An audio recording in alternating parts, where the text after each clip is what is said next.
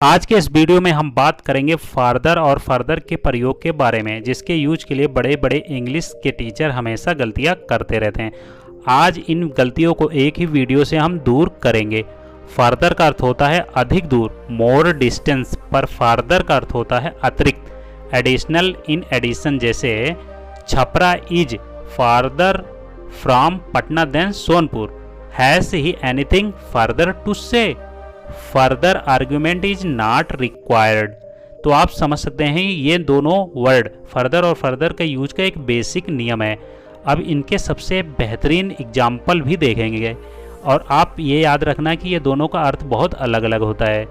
अभी तक आपने फर्दर और फर्दर के उदाहरण या नमूने देखे हैं। अब एच.डब्ल्यू. फाउलर के इस नियम को भी देख लीजिए, जिससे आपको समझने में बहुत आसानी होगी। As to the present use of the two form, the Oxford English Dictionary says in Standard English, the form further is usually preferred, where the word is intended to be the comparative of far, while further is used where the notion of far is altogether absent. There is a large intermediate class of instances in which the choice between the two forms is arbitrary.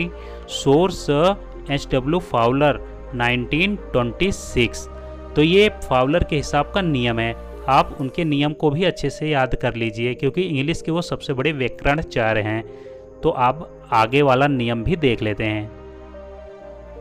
H.W. Fowler के कहने का मतलब है, उच्च कोटि की अंग्रेजी में जहाँ शब्द फार का तुलनात्मक अर्थ होता है, वहाँ फार्दर का प्रयोग अधिक पसंद किया जाता है, जबकि जहाँ फार का अर्थ पूर्णतः अनुपस्थित होता है, वहाँ फर्दर का प्रयोग किया जाता है।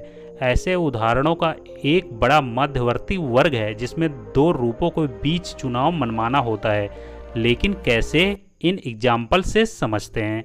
Comparative of far, if you can bear your load no farther say so. H.T. Martin knew it was not thought safe for the ships to proceed further in the darkness by Macaulay। तो आप ये समझ सकते हैं Fowler के कहने का मतलब क्या है, जिससे आपको बहुत ही आसानी से समझा जा सकता है दोनों के अर्थ के बीच में क्या गहराई है। अभी आपने H.W. फाउलर के हिसाब से कंपैरेटिव ऑफ फार के उदाहरण देखे हैं। आप उन्हीं के हिसाब से नो नोशन ऑफ फार के एग्जाम्पल देखेंगे। No notion of far, down he said without farther bidding by Charles Dickens. I now proceed to some further instances by de Morgan. ये दोनों एग्जाम्पल बहुत ही स्टैंडर्ड इंग्लिश से लिए गए हैं, जिससे आपको गलतियां होने का चांस कम हो। अब इस नियम को भी देख लीजिए। We use farther and further with the same local and temporal meaning, but further has also meaning additional, more extended, more. The cabin stand on the farther and further side of the brook. अब example दूसरा देख लेते हैं। I shall be back in 3 days at the farthest or at the farthest. लेकिन आप ये भी ध्यान रखिए, farther details, without farther delay, after a further research I found her, have you anything further to say. In adverbial function farther and further are used interchangeably, you may go farther और further and fare worse. There is however a decided tendency to employ further to express the idea of additional, more extended action. I shall be glad to discuss the matter further with you।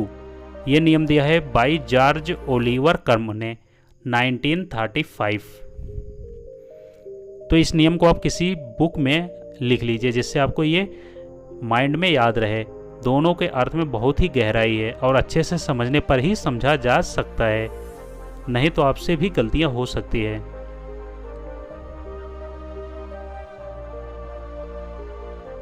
अब इस नियम को भी देख लीजिए।